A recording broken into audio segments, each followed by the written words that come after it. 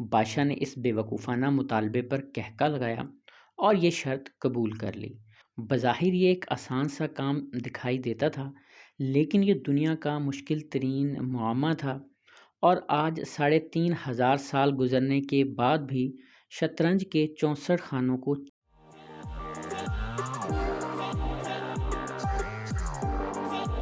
کہا جاتا ہے کہ شطرنج یعنی چیس اس خطے سب کانٹیننٹ میں ایجاد ہوئی۔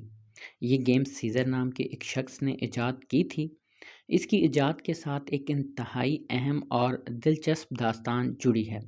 سیزر نے گیم ایجاد کی تو شطرنج کا کھیل لے کر بادشاہ کے پاس حاضر ہوا۔ بادشاہ کو اس کھیل کے متعلق بتایا۔ بادشاہ کو یہ کھیل اتنا پسند آیا کہ بادشاہ نے خوشی کے عالم میں سیزر سے کہا۔ سیزر نے ایک لمحے کے لیے کچھ سوچا اور عرض کیا، حضور والا، چاول کے چند دانے۔ بادشاہ نے کہا کہ کیا مطلب؟ سیزر بولا، آپ شطرنج کے 64 خانے چاول کے دانوں سے بھر دیں، لیکن میرے فارمولے کے مطابق۔ بادشاہ نے پوچھا، یہ فارمولہ کیا ہے؟ تو سیزر بولا، آپ پہلے دن پہلے خانے میں چاول کا ایک دانہ رکھ کر مجھے دے دیجئے، دوسرے دن دوسرے خانے میں پہلے کے مقابلے میں دگنے چاول یعنی چاول کے 2 دانے رکھ کر مجھے دے دیجئے، تیسرے دن تیسرے خانے میں دوسرے خانے کے مقابلے میں ڈبل یعنی 4 دانے رکھ دیں، اور اس طرح چاولوں کی تعداد کو ڈبل کرتے چلے جائیں یہاں تک کہ 64 خانے پورے ہو جائیں۔ بادشاہ نے اس بے وقوفانہ مطالبے پر کہکا لگایا اور یہ شرط قبول کر لی۔ بظاہر یہ ایک آسان سا کام دکھائی دیتا تھا، لیکن یہ دنیا کا مشکل ترین معمہ تھا، اور آج 3500 سال گزرنے کے بعد بھی شطرنج کے 64 خانوں کو چاولوں سے بھرنا ممکن نہیں۔ بادشاہ نے پہلے دن شطرنج کے پہلے خانے میں چاول کا ایک دانہ رکھا اور اسے اٹھا کر سیزر کو دے دیا۔ دوسرے دن دوسرے خانے میں چاول کے 2 دانے رکھ دیے گئے، تیسرے دن تیسرے خانے میں چاولوں کی تعداد 4 ہو گئی، چوتھے روز 8 چاول ہو گئے، اس طرح 5ویں دن ان کی تعداد 16 ہو گئی، چھٹے دن تک یہ تعداد 32 ہو گئی، اور 7ویں دن یہ 64 کے قریب پہنچ گئے۔ 8ویں دن یعنی شطرنج کی پہلی رو کے آخری خانے میں چاولوں کی تعداد 128 ہو گئی، 9ویں دن ان کی تعداد 256 ہو گئی، 10ویں دن یہ 512 ہو گئے، 11ویں دن ان کی تعداد 1024 ہو گئی، اور 12ویں دن یہ 2048 تک پہنچ گئے، 13ویں دن ان کی تعداد 4096 ہو گئی، اور 14ویں دن یہ 8192 کے قریب ہو گئے، 15ویں دن یہ 16384 ہوئے، اور 16ویں دن یہ تعداد 32768 ہو گئی، اور یہاں پہنچ کر شطرنج کی 2 قطاریں مکمل ہو گئیں۔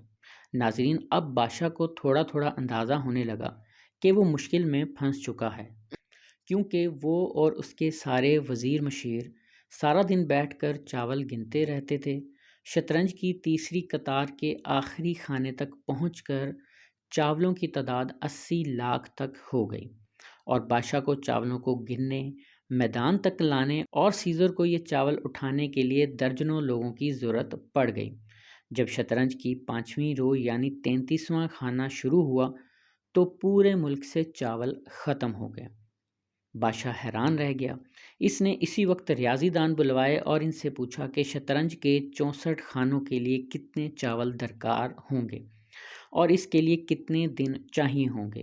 بادشاہ کے ریاضی دان کئی دنوں تک بیٹھے رہے، لیکن وہ وقت اور چاولوں کی تعداد کا اندازہ نہ لگا سکے۔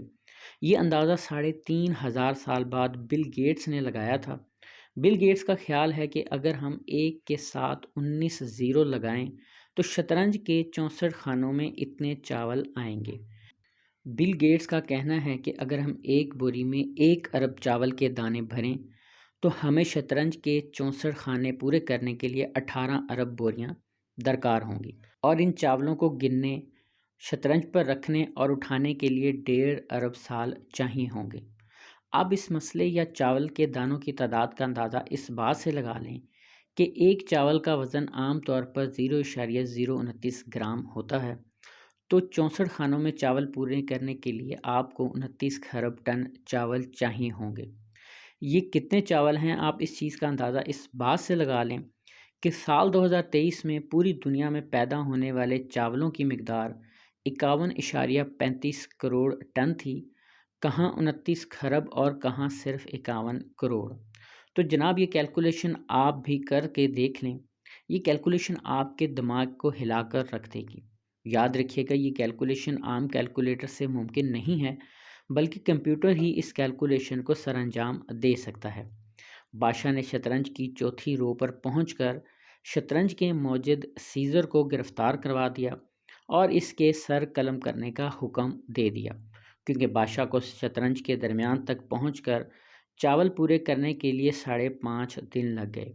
بادشاہ جب اگلے خانوں تک پہنچا تو پورے ملک کے چاول ختم ہو گئے تھے، اس لیے بادشاہ پریشان ہوا اور اس نے سیزر کو مارنے کا پروانہ جاری کیا۔